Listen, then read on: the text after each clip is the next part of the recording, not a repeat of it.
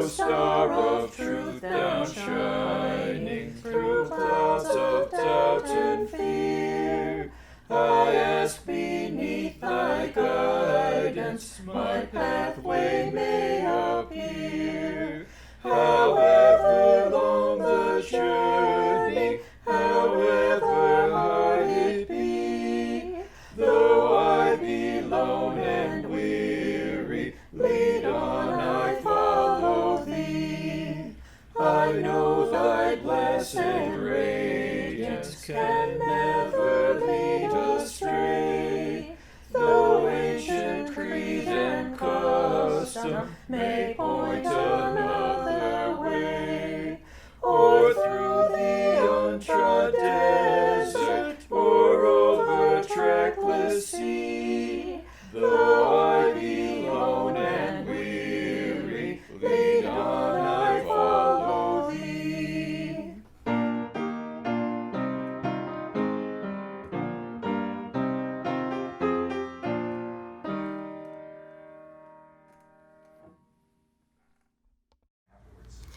Good morning. Welcome to this online service of Neshoba Unitarian Universalist Church in Cordova, Tennessee. I am the Reverend Beth Lefever, pleased and privileged as always to serve as the minister of this congregation, and I am so very glad that you have chosen to join with us this morning. Our opening words are by Jean Houston. At the height of laughter, the universe is flung into a kaleidoscope of new possibilities. In the spirit of laughter and new possibilities, let us be in worship together. And now, Cindy Murray will light our chalice. Hello. So today's word for our chalice comes from the ICUU Global Chalice Lighting.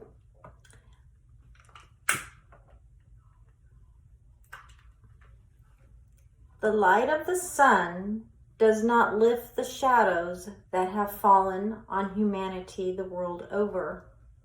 We relight our chalice flame to reignite a spirit of radical optimism, knowing it takes us all living what matters to dispel those who would divide us. All manner of things will be well if we make them well. May our free religious communities embody the right relationships our world so desperately needs. Now please join me as we recite our affirmation of covenant. Love is the doctrine of this church. The quest for truth is our sacrament, and service is our prayer.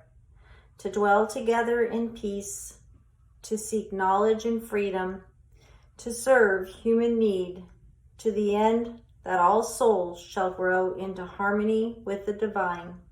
Thus do we covenant with each other and with God.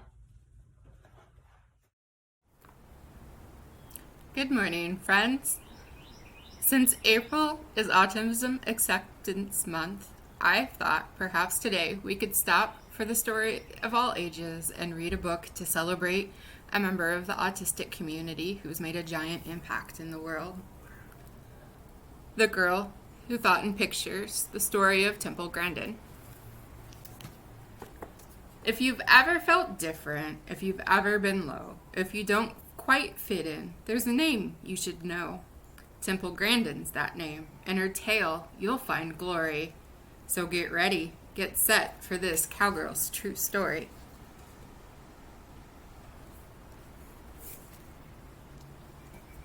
In the city of Boston, one hot summer day, a sweet baby was born. It was Temple. Hooray! Unique from the start, an unusual girl, she loves spinning in circles and watching things twirl.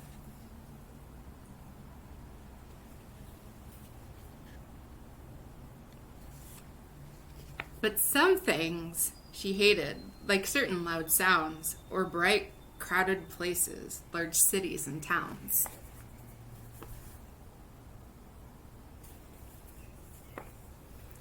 Frilly dresses with tags made her itch, pull, and tug. Something else that she hated? A big, squeezy hug.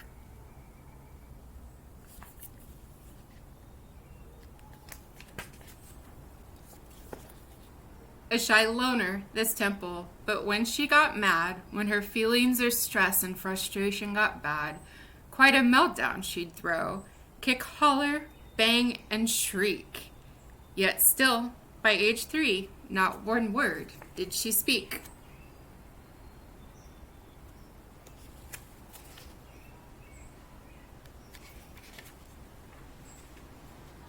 She'll never be normal, was what some did say. Her brain's not quite right, you must send her away. Away? Not my Temple, her mother proclaimed. We'll figure this out, you should all be ashamed.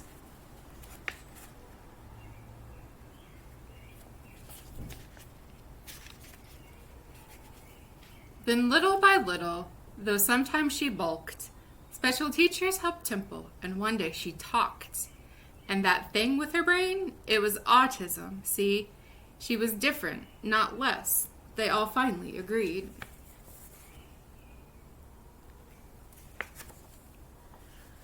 Like most kids her age, she loved ice cream and art, but the way Temple thought, that's what set her apart. If something was mentioned, for instance a fly, in her mind she'd see dozens of photos buzz by.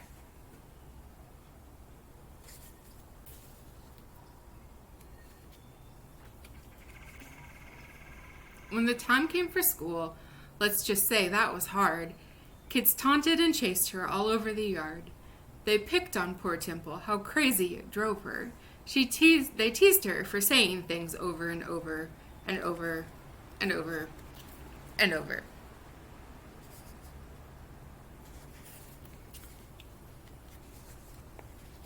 Until finally she snapped. Yes, she did. Lost her cool. Threw a book at a kid and was kicked out of school. No one really got Temple, and well, then again, the truth of it was, Temple didn't get them.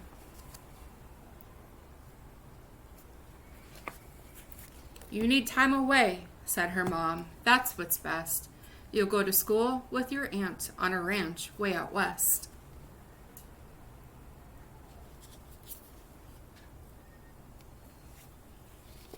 And guess what? Fitting in on a farm was way less stress, since pigs didn't care if her hair was a mess.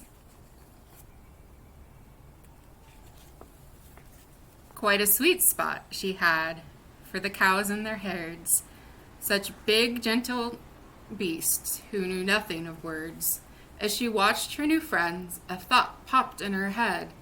These cows think like me, in pictures instead.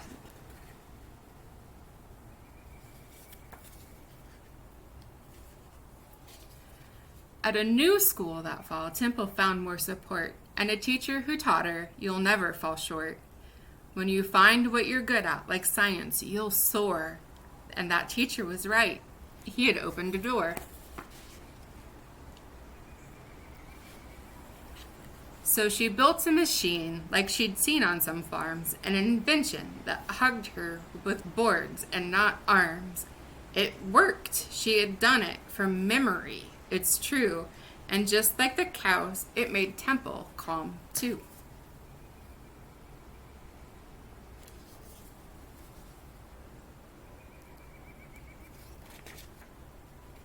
I'm special, she thought, like a bright shooting star.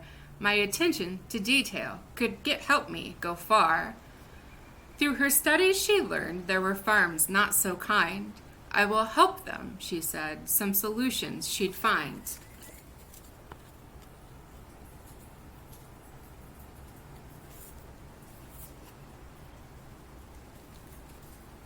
And then something cool. Can you guess? Could it be? Off to college she went. A degree she earned 3. And though ladies weren't experts on farms at the time, do you think that stopped Temple? No way. She did fine.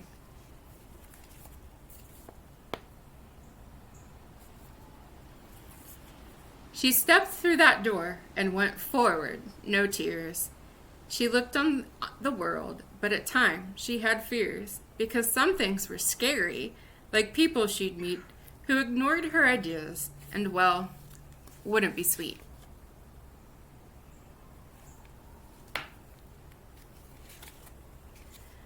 But she never gave up, learned her stuff through and through, like why cattle will circle and what makes them moo.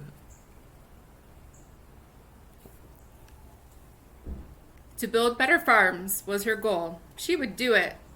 Be kind to our creatures. They have feelings. She knew it.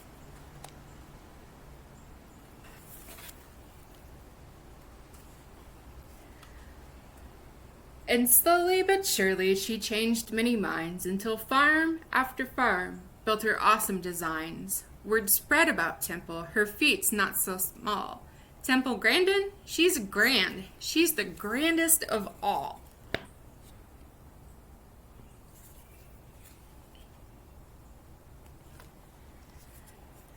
Now for these things and more, she'd won honors and prizes, and a movie was made. But the biggest surprise is that girl with a future that couldn't be bleaker? Yes, the once silent girl. She was now a big speaker.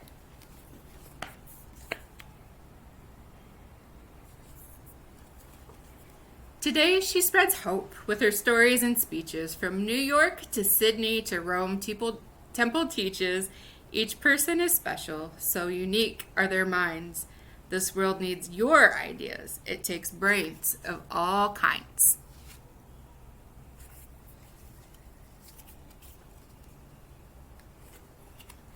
So here is the lesson.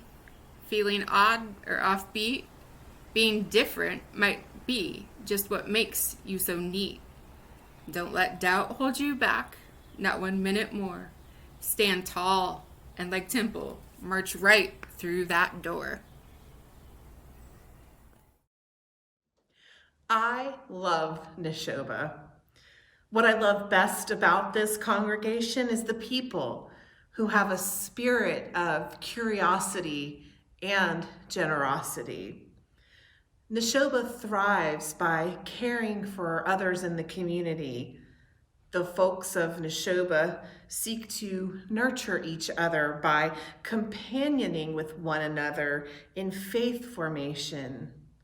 We thrive in the possibilities of what we might do together next to grow our souls.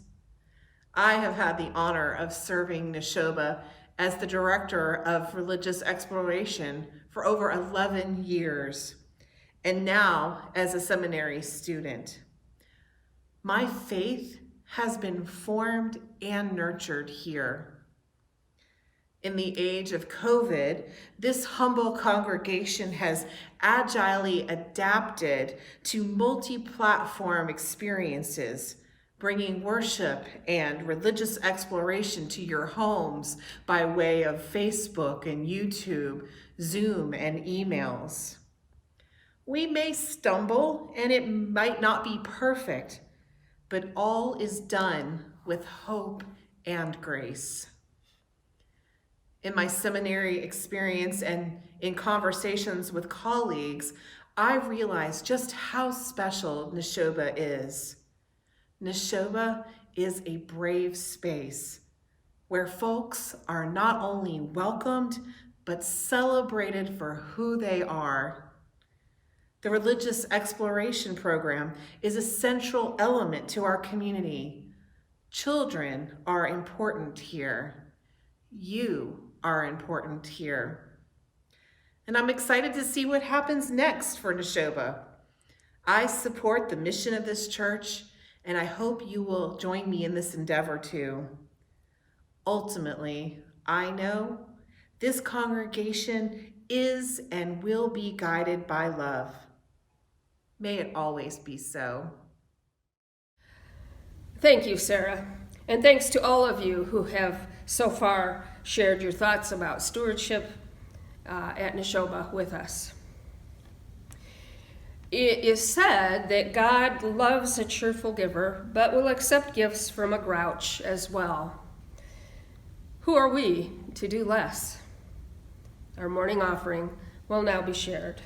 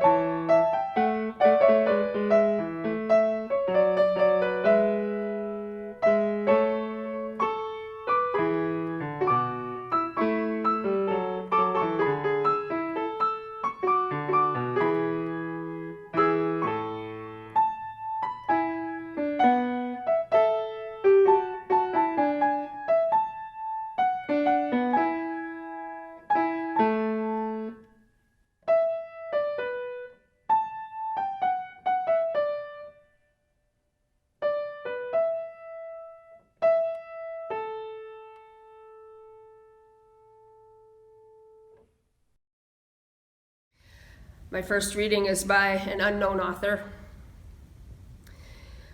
A pastor, known for his lengthy sermons, noticed a man get up and leave during the middle of his message. The man returned just before the conclusion of the service. Afterwards, the pastor asked him where he had gone. "I went to get a haircut," the man said. "But why didn't you do that before the service?" the pastor asked. "I didn't need one then," the man said. And my second reading is by John Cleese. I'm struck by how laughter connects you with people. It's almost impossible to maintain any kind of distance or any sense of social hierarchy when you are just howling with laughter. Laughter is a force for democracy. And I think I'll throw in these words by Abraham Lincoln. With the fearful strain that is on me night and day, if I did not laugh, I should die.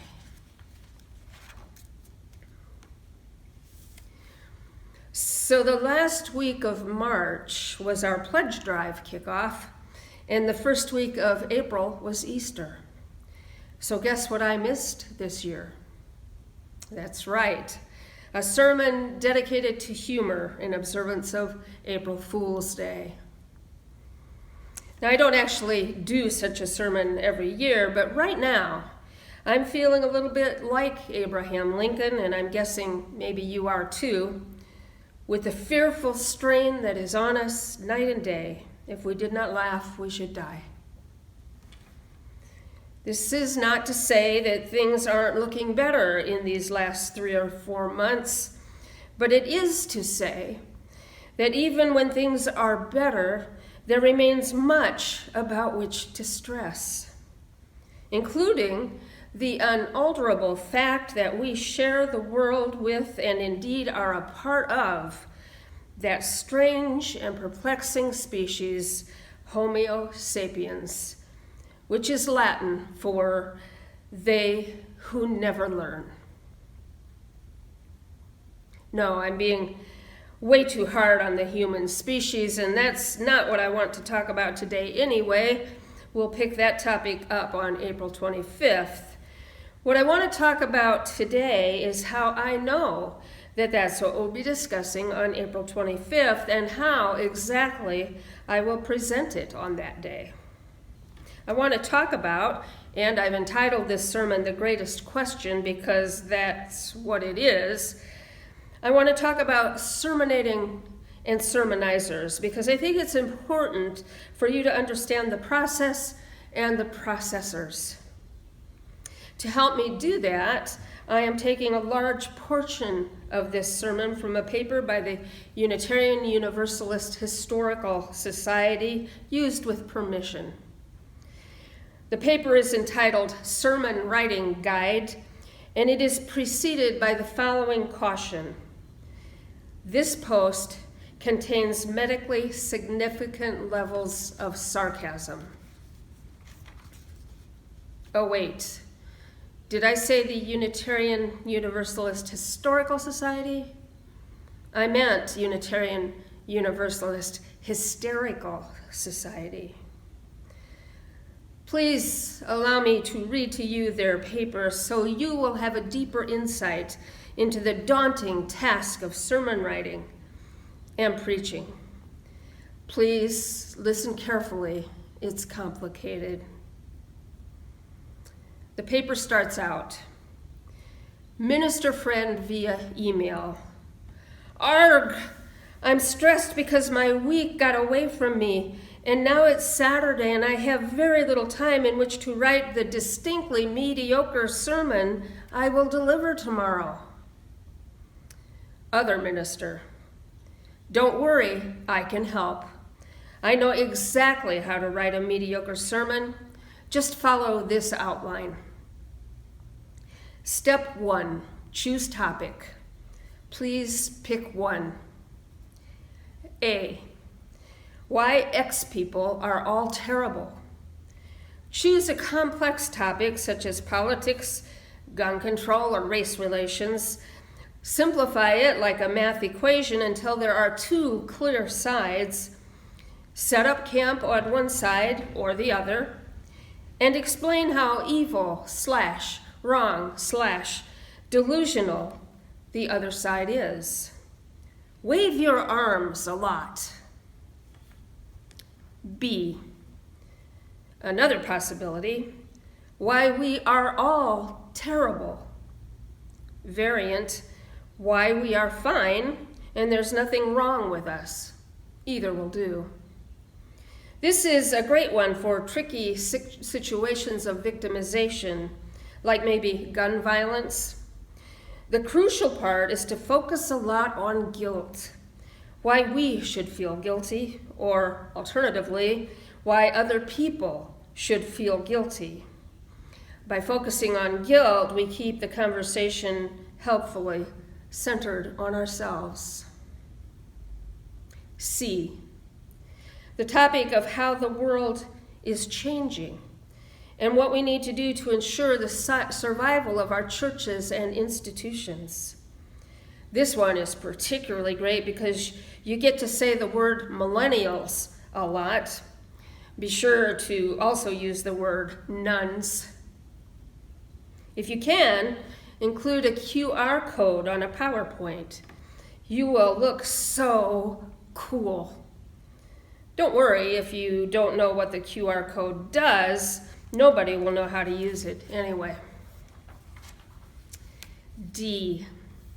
Another good topic, the atheism versus theism debate. Be sure to use the word versus and imply that it is a power struggle with finite resources. E. And finally, what the point / mission / core of UUism is. Be sure to bluster about all the navel-gazing. I have written so many sermons on the core of UUism, then so many sermons about how we should stop talking about the core of UUism, which was very meta. I am sure people found this riveting and not ironic at all. Step 2, write introduction. Choose a word and fill in blanks using the word. Example, use chosen word here. Then, the Oxford English Dictionary defines this as insert definition. Then, it comes from the Latin root, insert root here. Then, as Unitarian Universalists, we believe different things about insert word. Then insert your own definition here. Note, it doesn't have to be related to the Oxford definition. Language is not a democracy. You are talking, so you choose. Just make up something you like. Step 3, provide context. Just complain about bad things in the world for a bit. Reference he whose name shall not be spoken, aka 45. We don't hear enough about him anymore. Step 4, key arguments and solutions. Think of this as like a shooting video game where you get points for how many of each of a variety of things you hit. Jump around from thing to thing, scoring points. The grading system is as follows. Story from any faith tradition other than UU or Judeo-Christian, 5 points. Story from Judeo-Christian tradition, -2 points. Academic research / study citation, 5 points. Each word with 4 or more syllables, 2 points each. Theological academic argument, graded on basis of complexity, beginning at 2 paragraphs and adding 1 point for each paragraph required to explain the point. Acronyms, insider terms, and other language that makes everyone feel like they are a tight, happy club. 1 point per term. Humor, minus 10 points. People do not come to church for entertainment. They come for how wise you are. Note, I find it helpful to think in terms of line of sight to daily life. If you are saying things that have a direct line of sight to people's daily lives, they will think you are not that impressive, and they will wonder why you spent all that money on school and what all those books in your office are for. Step 5, hope. Tell them there are no easy solutions, but that wrestling with these things is what it means to be human and how we find meaning in our lives. Step 6, call to action. Tell them that what matters is that their awareness has been raised and that they think about the world differently. Try not to assign too specific a timeline as to how long that thinking has to last, because they will not remember your sermon in an hour. I think they must put a drug in the fair trade coffee. That is the only explanation I can think of for how my sermons are always so quickly forgotten. Step 7, conclusion. I usually just put that Mary Oliver quote about geese in here. If you are stuck, you can just end with announcements. They are the sacred weapon of liturgy. Note, I typed secret weapon of liturgy, but it auto-corrected, so I left it that way. Final note. I have used these techniques to produce so many successful sermons, and by successful, I mean long, 3,500 words minimum, but they felt twice that long. Good luck. Response from frantic minister friend. Thanks so much, my friend. This will really help. I will keep these notes within easy reach for reference this week and from now on. I don't know why they don't teach this stuff in seminary. And so both ministers settled in to write their Sunday sermons, as I will do again next week when I preach about Earth Day, and the following week when I will use portions of this process to discuss the greatest answer. Amen. And now let us move into a time of meditation, reflection, and prayer, beginning with just a brief silence to gather ourselves and plug into our humor.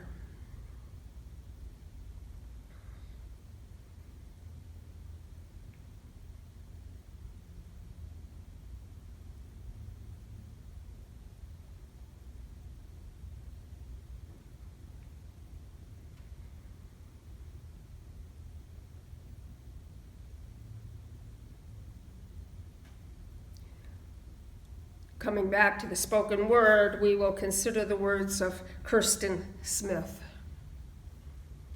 And we laugh, and all I know is at this moment, I feel like I can do anything I want, and be anyone I want, and go anywhere on the globe, and still call it home. Laughter It's a spiritual practice. Amen. And until next week, blessed, blessed be.